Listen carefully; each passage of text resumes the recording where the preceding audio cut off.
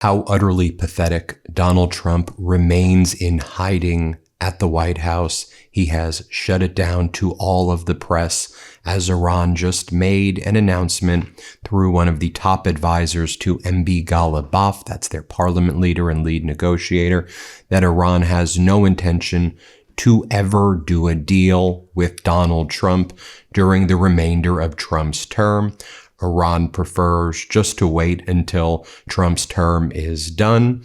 And as Donald Trump wants to say that he is, quote, low-keying negotiations with Iran, and that this is just a semi-negotiation and Iran will collapse on its own, Iran saying, we will call your bluff on that, and we'll see who really will be hurt with the passing of time. Will it be the United States or will it be Iran? Iran says, we're in a position where we can wait 2 years, maybe longer. We're not going to play this game, Donald.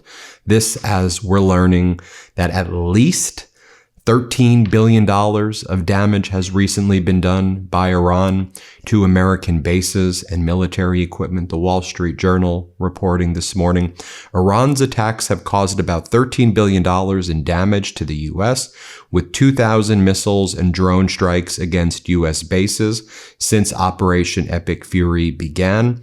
The attacks damaged 20 facilities in 8 countries and damaged or destroyed at least 42 aircraft. And this is only a preliminary estimate. I believe the numbers at least double that based on the satellite footage we've seen, but that's the report from the Wall Street Journal. So yeah, earlier this morning, you had Meiselas' advisor, Majid Shakari, saying, Trump will not reach an agreement with us. We are going along with him until the term ends, and then we will figure out what to do with a new administration. Iran has flatly ruled out any future negotiations with Trump and says, we're not going to do a deal until January 2029. Trump will not reach an agreement. He can't reach an agreement. The path to victory is neither fighting nor a deal. It is managing the process of neither war nor peace up to the point of victory. Publicly confirming negotiations with the U.S. is sheer folly. The winning approach is denial, ambiguity, and strategic patience. And as the Wall Street Journal reported on the U.S., losing at least $13 billion, but probably more. Iran's IRGC, based on military losses, Iran's IRGC announces that its missiles have now been upgraded and have the capability to change course mid-flight to evade enemy air defense systems.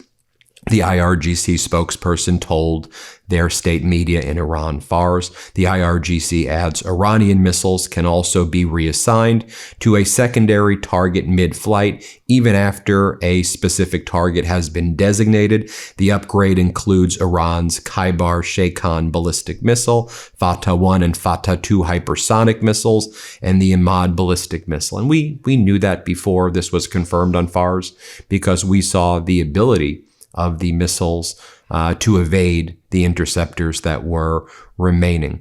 So with all of this going on, what's Donald Trump doing this morning? Donald Trump on his social media platform is posting images of himself golfing, as though the American people who are suffering, who can't afford groceries, who can't afford to pay their rent, who are having their health care ripped away, who are worried that data centers are going to be popping up in their backyard, who are worried and concerned that ICE and Border Patrol Gestapo will be terrorizing their streets, who are worried about never-ending wars, who are livid that taxpayer dollars are going to support war crimes. The American people, you think we want to see you take photos of yourself on golf courses right now while you're hiding in the White House like a pathetic coward? Other developments taking place across the world. Yemen's Ansar Allah, that's the Houthis, they're known as Ansar Allah, targeted Bayhan this morning, killing at least 2 Saudi-backed soldiers. And you can take a look at this map right here. You can see some of the strikes by the Houthis. You see in Mocha, there were big strikes as well that killed at least 7 and wounded 30 Saudi-backed forces there. But in Bayhan, in San al-Jin, Al-Abar, Rawik, the Houthis are striking hard. They're emboldened. They see the U.S. weakness. They see Saudi Arabia weakness. And the Houthis were not deterred at all by Saudi Arabia entering into that defense pact with Turkey, bringing Pakistan into what's been referred to as the Mecca Pact. The Houthis are unworried that Turkey's going to get involved. That doesn't bother them. We reported also last night about yet another tanker in the Strait of Hormuz that was hit by Iran. About 1 to 2 tankers are being hit every day in the Strait of Hormuz as Iran continues to control the strait. Occasionally, a tanker will be able to get through as the U.S. tries to push a tanker through, but overwhelmingly, Iran has been able to strike tankers in the Oman route. So much so now that you add that on top of the fact that the Houthis were able to strike in the eastern Saudi Arabian Jazan Aramco facility over there, Jubail, the industrial city. In the east, another Aramco refinery was hit really hard.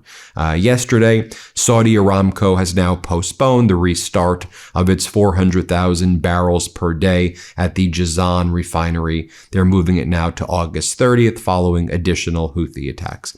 You got more posts from Donald Trump. He did one stealing the Game of Thrones music. And it says, the Capitol restored, order restored, the Capitol reclaimed with a crown. As this one account says, well, the Strait of Hormuz is still closed.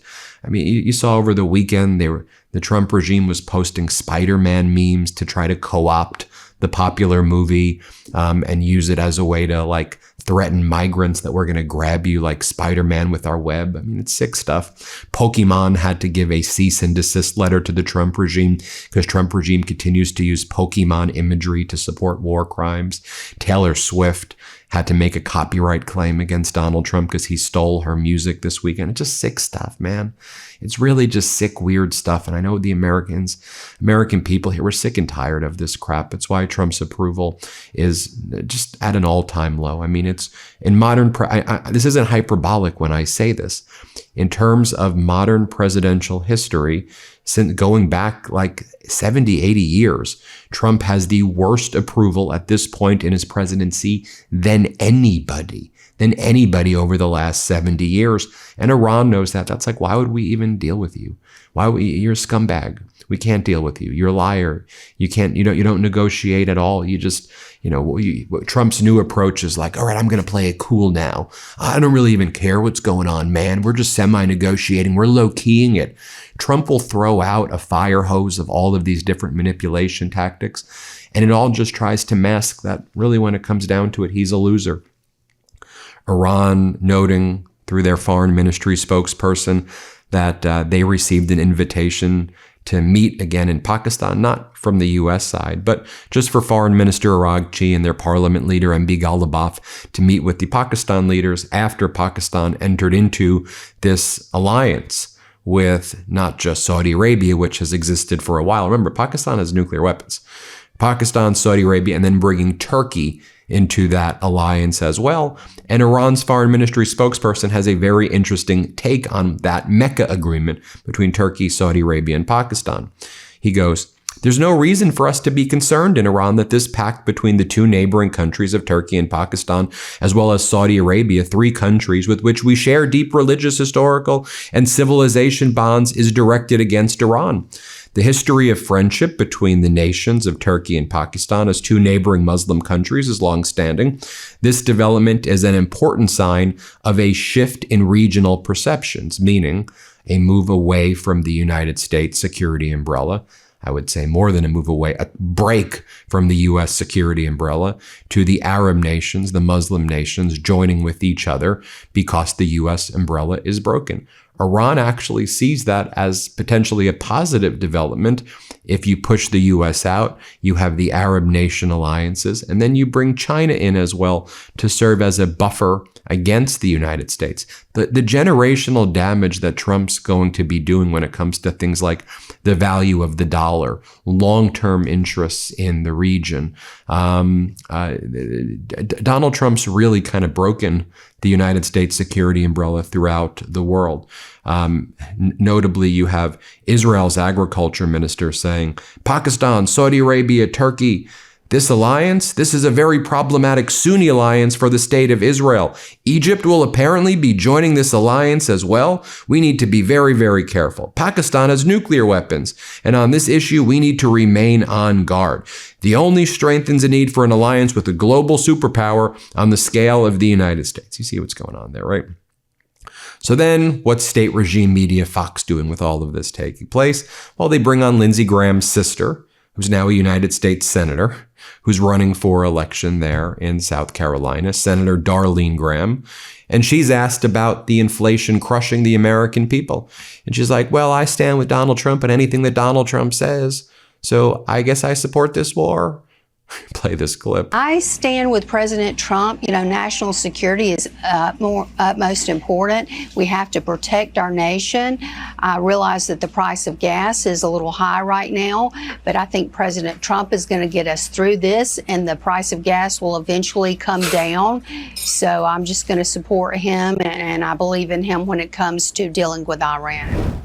Before continuing, one quick PSA for the Meidas Mighty when it comes to Medicare. Most Medicare agents push Medicare Advantage plans even when they're not right for you because they make more money doing it. That's why we strongly recommend you do what thousands in our audience have already done. Speak with Chapter, please. They don't just share the amazing benefits of Medicare Advantage. They explain the pros and cons of all your Medicare options.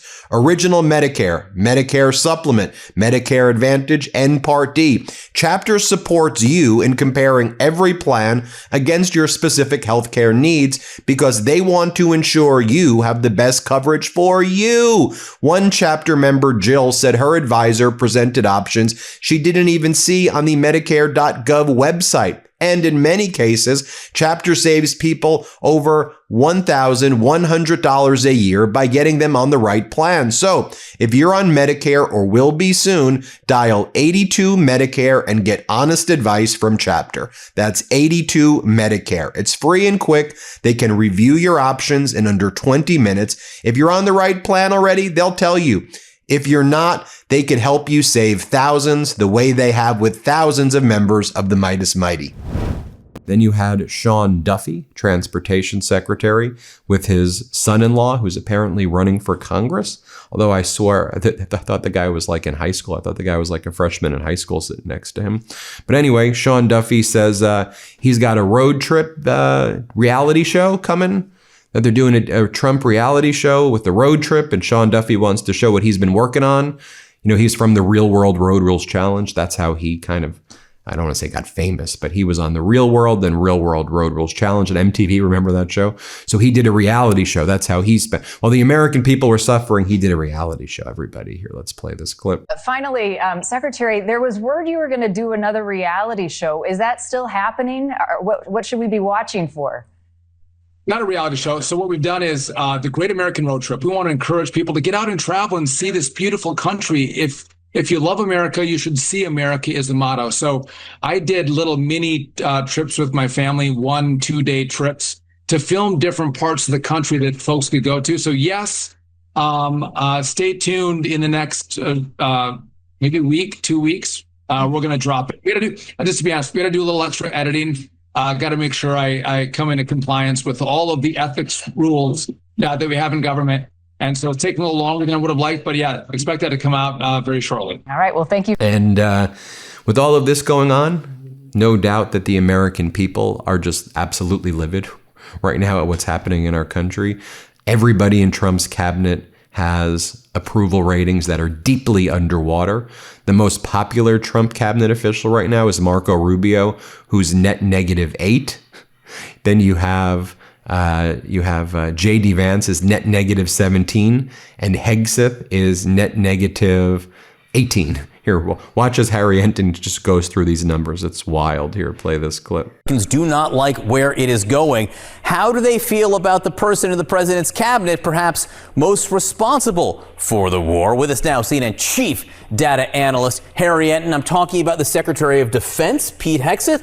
How do people think he's doing? You know, when it comes to the Trump administration officials, it's not exactly like we're dealing with the 1927 Yankees, according to the American people. But, you know, you just look at Pete Hegseth, and he manages to be the lowest of the low. That's what we're talking about. Take a look here. Trump administration officials' net job approval rating. Look, they're all underwater here. You got four guys across your screen. You got Marco Rubio, who's at -8. You got RFK Jr., -9. You got J.D. Vance, the vice president, -17. But who takes the cake here? Look at this. Pete Hegseth, as I said, the lowest of the low, 22 points underwater. And this has been something that's been going on throughout the entire administration. He has been underwater in every single poll that I could find. That is his job disapproval rating being above his job approval rating, and Iran has not happened. The comparison to Rubio here is really apt because they're both seen as involved with the war in Iran, Correct. but Rubio's -8, Hegseth -22. Yeah, Rubio is the one who, relatively speaking, has come out smelling like roses, especially as he looks ahead to 2028, potentially in J.D. Vance. All right, so talk about Pete Hegseth in comparison to other past secretaries of defense who may have had, shall we say, popularity issues. Yeah, the one that comes to my mind in the middle of a war is Donald Rumsfeld back in 2006, right? Heading into a midterm election where it doesn't look like your party is going to do particularly well. Net popularity rating of defense secretaries at this point in midterm. Look at this. Pete Hegseth, again, 22 points underwater. This is historically low because Donald Rumsfeld, who wasn't exactly smelling the roses, he was 7 points underwater. Again, a net popularity rating in the negative underwater, but still 15 points better than Pete Hegseth. And why is this comparison in my mind so much? Is because, remember, Don Rumsfeld was essentially forced to resign after those midterm elections, after Republicans got crushed. And I think there's some question if the midterms go the way that a lot of folks think they might go, will Donald Trump's tune on this gentleman right here perhaps change a little bit? Well, we'll have to wait and see. Okay. What are they talking about on Bannon's show this morning with Peter Navarro? Well, attacking Jeanine Pirro. You have the whole Trump regime just in total disarray. You have Peter Navarro attacking Jeanine Pirro. Let's play this clip right here. Do me a favor, Steve. When I'm on camera and you don't want to talk about something like Jeanine Pirro, never mention her friggin' name to me, because that woman still refuses Stop. We love to fire John Kraft, the prosecutor who was involved in putting you and me behind bars. Okay, so don't you dare don't judge Jeanine. Hey, I can't deal. I can't deal with your. It's like I'm just telling you, that guy. How is that guy still working here? Who pointed me at a courtroom and said I was above the law? Those, you get my drift. And what about Donald Trump's net approval on jobs? What do the American people think? Are we on the right track or the wrong track? Only 29% of Americans say we're on the right track when it comes to jobs. Here, play this clip. Right here. I mean, just look at this trend line. Trump's net approval rating on jobs. He is now 22 points underwater, swimming with the fishes, a very unlucky 22 points. That is way down from where he was at the beginning of term number 2, where he was a +9 points. And the whole other thing is this was such a big strength for President Trump in term number 1. He was 10 points above water at this point in term number 1. So we're talking about a 32-point decline in terms of Trump's net approval rating on jobs. It is not just inflation that is hurting Trump when it comes to the economy and the Americans' voters' minds. It is jobs as well. This is just a huge swing. This is a huge swing on a foundational issue that he ran on. How do people feel in general about the jobs market right now? Great question, Johnny B. And I think that this really gives the game away. I mean, just look at this. On jobs and employment, we're on the wrong track, the right track. Back at the beginning of Trump's second term, the plurality said on the right track. That ain't the case no more. I'll tell you this much. Look at that. That right track number has fallen significantly, down 11 points now to 29%. And that wrong track number, which was behind that right track, is now running ahead of it. Look at that number, up nearly 20 points now. The majority of Americans say that the country is on the wrong track when it comes to jobs and employment. No wonder President Trump's numbers are so poor. And then I'll leave you with this incredible speech from Senator Ossoff. I'll just play you a short portion. This was Senator John Ossoff this weekend on Iran. Powerful words. To me, this is what the American people are feeling right now. Let me know what you think. Let's play it. Or maybe you saw Pete Hegseth before the Senate refusing to recant his lies about the war in Iran. And there's something uniquely despicable about lying a nation into war. treating citizens as fools, and the selfless patriots who serve as pawns. Remember, earlier this year, they claimed there was an imminent nuclear threat. After last year, they told us they had obliterated that threat. Do you remember that? Both times lies. On day 12 of this war, the president said, quote, "We won." On day 14, Secretary Hegseth said Iran's military was, quote, "destroyed." Day 14. 5 months later, we're still bombing. Americans are still dying. Iran still has its uranium. The Strait of Hormuz is still closed. I challenge anyone to defend this. A war built on lies told by a White House that is utterly absent any figures of integrity to dissuade this president from his delusions. And Ahab, too, surrounded himself with yes men. Thanks everybody for watching. I hope you'll subscribe to this channel. Let's get to 7 million subscribers. I hope you'll get a copy of WTF America, the book I wrote with my brothers. Pre-order is available now. It comes out October, but if you can pre-order it, the publisher says the pre-order is the most important thing. So we have great momentum. We'll put a link in the description below. You could also just Google WTF America by Brett, Ben, and Jordy Meiselas and get a copy. It's a book really about the Meidas Mighty community and how communities like this can actually be the difference maker for generational change. Not simply election cycle change, but we have to think generational. That's what we talk about in the book. And the first page is dedicated to you. Hit subscribe. Let's get to 7 million. Thanks for watching. Before you go, our book, WTF America, is available for pre-order now. It's the story of how we got here and how we fight our way back. To pre-order, scan the QR code or click the link in the description. Let's do this.